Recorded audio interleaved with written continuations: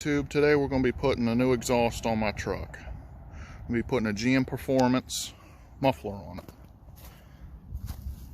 Right there.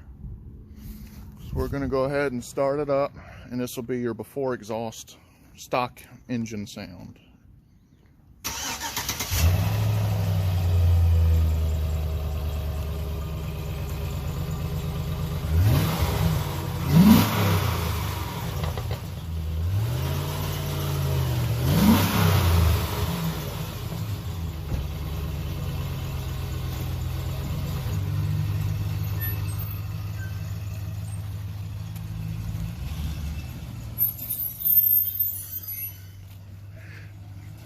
I don't know why, but those brake shoes are incredibly noisy.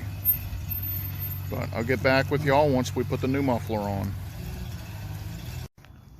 Alright YouTube, this is the stock muffler removed and replaced with the GM Performance. There's probably a good 20-pound difference between these, so it's actually a weight reduction. Now we're going to get a no muffler comparison.